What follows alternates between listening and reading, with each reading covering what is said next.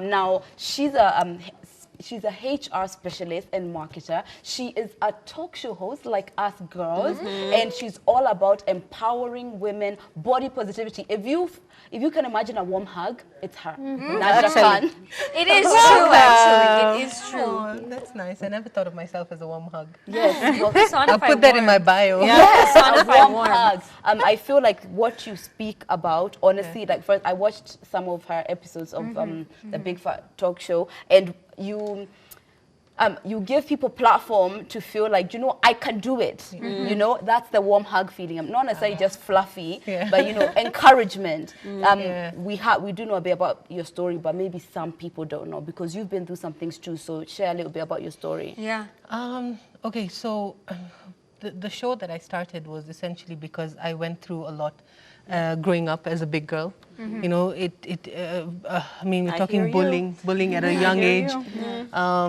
You know, I meet a lot of big women who don't understand the aspect of bullying, and but then it's because a lot of women become big later on in their life. But if you have been a big baby and you went to nursery school when you're big, and you're like big, kids can be very mean. You know, kids generally very mean because they speak. You know, like they just say exactly. So I think it. So my introduction to bullying was at a very young age, and I mean, fast forward to, of course, when my parents got divorced. I was very young, and I'm the eldest of 4 kids, so I ended up raising them from the age of 11, and I was a mom at 11 of like 3 kids, you know. So then I also got married, and I went through a very mentally abusive marriage, and why that was the I mean, the gear that got me going is because everyone, including myself, knows me to be a very powerful force. You know, I'm confident, I'm powerful, I get things done. So when I came to the realization that, hey, I'm in a mentally abusive relationship, do you know how shocking that was for me? First of all, I'm like, me? How did I from get here? Everyone, it happens to me. And then there was the stigma of talking about it, because when I was scared to tell people, because everyone would be like, what are you talking about? But Not it's you, you. you know? Yeah. No way, it didn't happen. And then when I did get I gathered myself up to start talking about it, that's the exact reaction I got. Like, no, you must have just overread into it. It can't happen to you, you know? Or you thought, so all this time we thought you were strong, but you really weren't. And so starting this show, or actually just getting this conversation going, I mean, I'm speaking to every, because every woman at some degree is powerful. We were created that way. So that's why we're always second guessing ourselves and thinking, do I really need to go for that therapy session? Do I really need to talk about this? Am I really going through mental abuse, or it's just me overthinking? It's because we know we have it in us to get over it, but then we just kind of, you know, sweep it under the rug. So that's exactly why I started having these conversations, and I call them conversations that we as women love to sweep under the rug. And that's exactly, that's it. So deep. As someone who grew up big as well, I find it interesting whenever people talk about like growing up and being bullied. I don't know if it's that I was never bullied or it's that I didn't have the perception that people were bullying me. Because when I think back, like I think of things that even my relatives would say that now when I think back, I'm like, that's pretty unkind. But like then I think maybe I was just like, you know, you're just a child. Sometimes things don't, like I don't remember ever feeling like, oh my God, why am I fat? Like, you know, but now obviously when you're grown up is then you're very conscious of it, you know, when people make comments or they say things and then you're like, I mean, that's not really a nice thing. And that's the thing, like, you know, so many people who say things are actually genuinely coming from a good place, but they didn't ask for your opinion, and you need to stop and think before you blabber. Exactly. Because you know how many times I get, oh my God, you're so pretty, imagine if you were slimmer. Oh God. People tell me. Do you know what I'm saying? So you gave me a compliment and then you overshadowed it. Exactly. Like imagine if you didn't say that. Exactly. You know what I mean? Like people tell me, congratulations, you're pregnant. Shouldn't you lose some weight so that you don't affect the baby? Exactly. I get, you know, I mean, that's another part of my story is I've been married twice now. I got married again, and it's been 8 years, and I've been trying to have a baby. So infertility issues. So I always get this, it's because you're big, and you need to lose weight, so that comes in as well. Or you will be able to have a child. It's just that you're not losing weight. So now they're blaming me for not being able to have. I just feel like everyone comes up with these theories.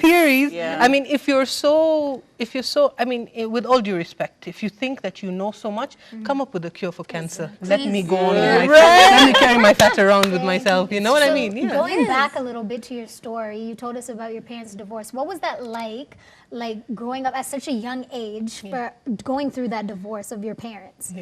But you see, Having to be a mom. Yeah. Mom figure.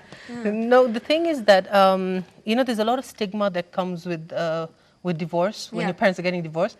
Again, people, kids at school, everyone, this is what's happening. Then your grades start getting affected, and then for me it was like stepping up to take, because my mom was not a working woman at the time. So she forced custody onto my dad. So she had to leave the home, leaving us with dad, So that's what pushed me into this mother role, because there were 3 kids, and it happened like a robotic reflex kind of thing. I never sat back. No one ever sat me down and told me, okay, this is how you're going to do it. I didn't have that support from immediate family, no, you're too young. We'll do this until you're at least older. It wasn't there. And typical to my character, I just picked up and I went on going. So it was waking up in the morning, dressing them for school, making their breakfast. When I come back home, I mean, my dad would just say, here's X amount of money, and that's basic, so pay rent, hackle with the mama mbogas outside for rations and veggies. And looking at it now in hindsight, and if I was to go back again, would I do it again? Yes, because I honestly, truly believe that made me who I am today. It's I played a role in raising 3 amazing siblings. They came out to be amazing human beings, and I can take part of credit for that. And honestly, when you do that at such a young age, and I've been through so much since then, and it's never taken me down. I don't feel like it ever gets taken down. I gotta ask, and please feel free not to answer, because I feel like it might be a harsh question. How do you think, other than the happiness you felt raising your siblings, how was the relationship with your mother affected, and how did it affect you, the woman you are now? But the thing is that I never saw my mom leaving as though she left us. I saw it as she did the best thing that any woman in her position would have been able to do. And I never felt angry towards her. I felt sorry for her, because I honestly don't know a woman who loves her kids more than my mom does.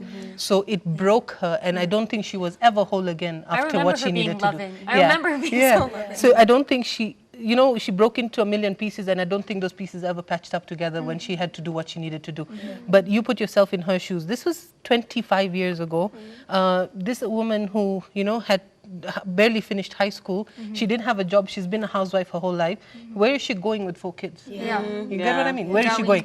By leaving us with our dad, we got an education. We got a roof over our head. She struggled so much trying to get a roof over her head and food in her mouth until she finally did. And then she also blossomed into this force to reckon with. But she didn't drag us through having to wonder what we're going to eat and stuff like that. She made a decision that was tough, but I honestly look at that as being the true essence of a woman, is having to make those decisions.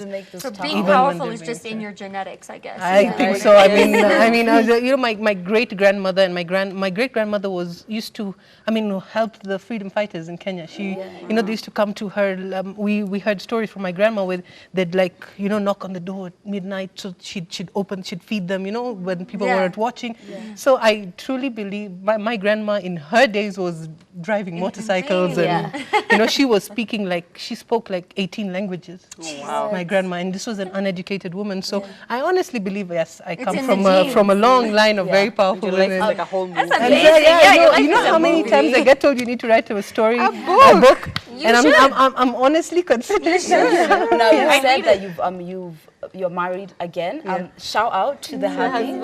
So supportive. And you know, when you talked about the talk, you said, you know, this is your soulmate. You described him as that. Now, going from a place where you were in a mentally abusive marriage, right, which I know plenty of women have been through, to being able to be in a position, because I feel like it's always about where you are is what's going to determine what you attract. How did you build yourself from being that person who maybe felt so broken after that relationship to building yourself back to a place where you are in a loving, healthy relationship? I love that question, because if there's anything I want to give out to women, it's exactly and this. some of us are writing notes. So I'm going to go back to being big and, you know, maybe being from a certain tribe or a religion. You know, in Kenya, unfortunately, I'm a woman, number one. I'm Muslim, number two.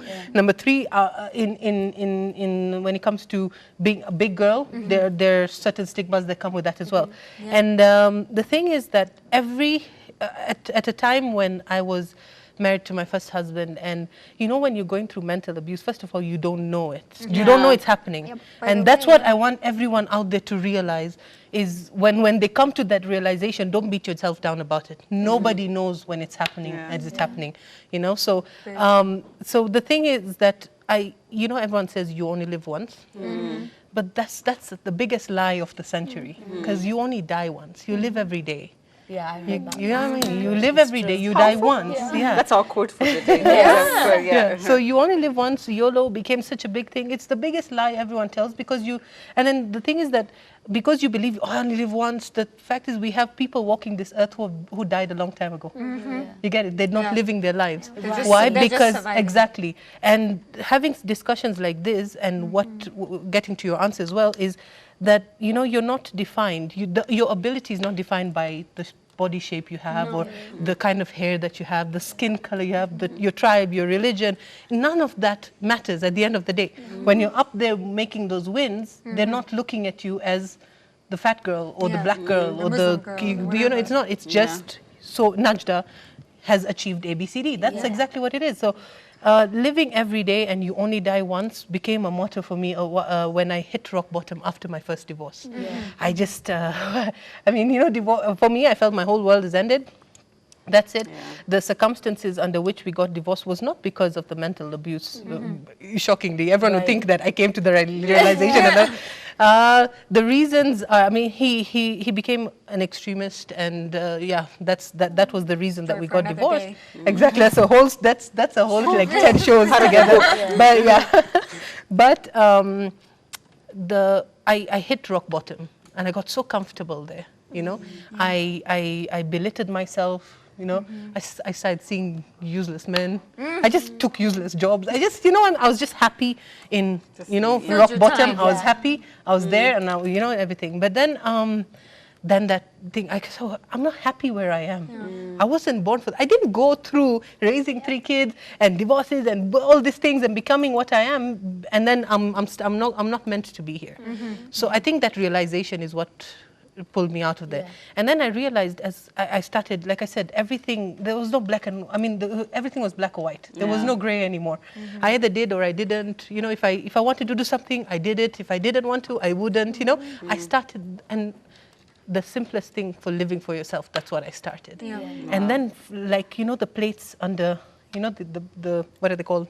Geography guys, when you know, the tectonic plates. It's like they were moving under my feet. Like the universe started working for me. You know, amazing job that I thought, oh my God, where was this all my life? And then started working and, you know, doing things for me, loving myself, and finally deciding not to cover myself up, you know, like crazy, and going out there and going out and getting back to my friends, just becoming the girl I was back in school, you know, the young girl that I was. And just like that, I met my, you know, before I even met him, what I want to say is something else that I learned from my mom. And this is amazing. She always told me, when a man breaks you, or he hurts you, and then you continue, you now say, okay, I mean, I can't be hurt again. I'm done with love. You've just given him the power you've just dragged him back into your life, and that dark thing. You've allowed him to keep hurting you for so much of your life. You're not seeing him, you're not with him anymore, but he's still affecting your life. Carry him with you. Exactly. If you love yourself, you will allow yourself to be loved. Like she keeps telling us that since we were kids. Amen. And so when I met my husband Asif now, and I mean, of course I was skeptical. Yeah. I was wondering, like, what's happening, and after what has happened, and even my first husband was foreigner. He wasn't from here. So at the time we got married, and then I sold my car. I left my job, everything, getting paperwork going so I could move. So when the divorce happened, when I say rock bottom is because I had to go back to scratch. You know how hard it is, like go back to finding a job and everything. And when I met Asif, I was like, oh, even he's a foreigner, he's not from here. And I was like, okay. So that's what made me worried. Like, I'm not doing this again. I'm not quitting my job and selling my car and moving houses and all. I'm not doing that until I know this is set in stone again. And that was my one condition. If we're getting married, like, please, you're going to need to come here. We're going to make this work here. And I knew he was good. There's no way you're going to leave where you are and come to Kenya and settle. And he said, okay. I was okay. Love finds a way. And then I was like, okay, fine. So he's like, I want to come and meet your father. And I'm like, okay. So I just, how guys say they will do things and then they don't do it, and then you come pushing them.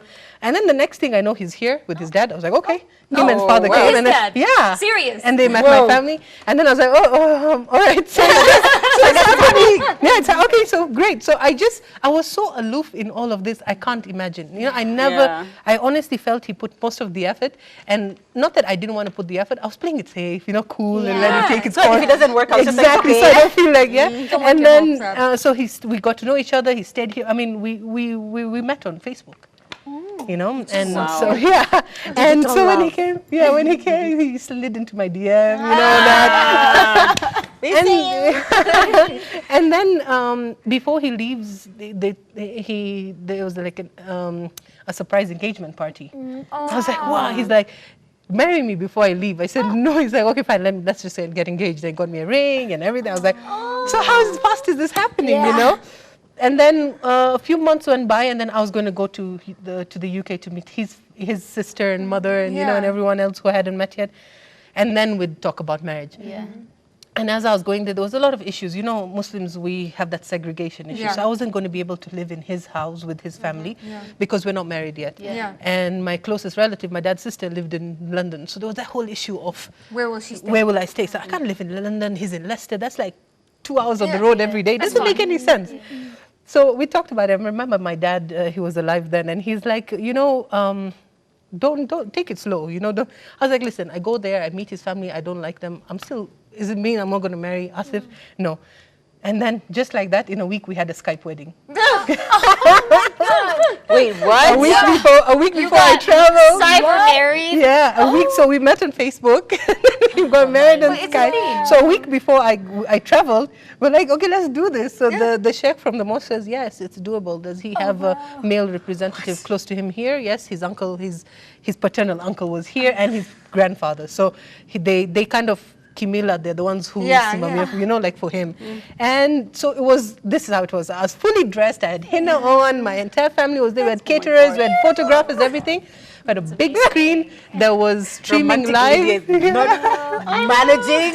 No, but really, like we didn't water it down because it was on Skype. We blew off the whole wedding. Exactly. And there was like a big TV with the webcam on his side, on our side, and it was, people were skeptical when they came in, like, Skype wedding, Where's the group? But before we even got to the nikah, the guys were stuck onto the TV.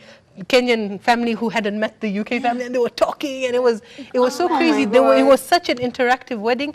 Honestly, I can't wait to tell my kids about this. And my grandkids. I've never gotten from this. I've never heard that. Your packaging may not look the way you think. You may have a Skype wedding, but it's going to be that. No, but that's the thing. And I mean, the thing is, we have this implanted notion in us since we are kids that you have to go to school, you have to finish university, you have to find a doctor or a lawyer to marry, and then you're going to have a big wedding, and then you're going to have kids, and then you're going to buy a house with a picket fence.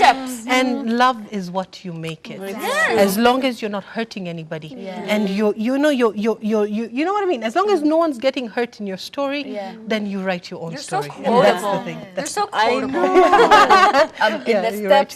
In the steps, first of all, I think that's has, you can tell it's just inspired. I just want just something practical for the person who maybe they got out of this abusive relationship, this mental abusive relationship a month ago, a day ago. A practical step for the next one. Okay, self-love. Find your zing. It's there. Because if you don't love yourself, first of all, you can't love anyone else. So as much as you're here, you know, the girls are struggling. I meet so many ladies every day saying, I can't find a husband. I can't find a boyfriend. You know, I'm struggling with They are here. The people you are referring to. They are here. No, I can find. Thank you. or you know, I'm not happy at my job. Whatever it is, the thing here is that, I mean, and then you're busy, you know, hurting yourself by doing things that are not good for you. And I mean, this is like my on repeat. When you love yourself, the absence of love is inevitable to the presence of self-sabotage. You just keep self-sabotaging. You settle for you're in an abusive relationship, you're settling. The guy's cheating on you, you're settling. You know, because that's self-sabotage. Yes, it is. But if you love yourself, you find yourself rid of so many things around you that were hurting you. And that's what I say. So if you were in an abusive relationship and you've come out of it, why are you sad? You survived. Yeah, you survived it. You may have that companionship that you're now yearning for because it's gone. It was hurting you. That man that you were happy to be seen with, others were laughing at you when he was with you because they knew what he was up to. What do you know about me? I know. What do you know? And to the ladies who send us, they ask the girls. Like, I feel like that's your answer, right? Like, if you love yourself, you have to, and everything from jobs to what you wear to the friends you keep, because that's a very toxic circle that you can. And I'll stop you there only for final words, because I want your final words to literally just shake the table. So just give us your final words before we sign out. The table is shook. So, I mean, if you're watching this, if you're tuned in right now, or if you're going through something, you always need to remember, like I said, self-love. You don't owe anybody thinness. You don't owe anybody light skin. You don't owe anybody straight hair. You are enough.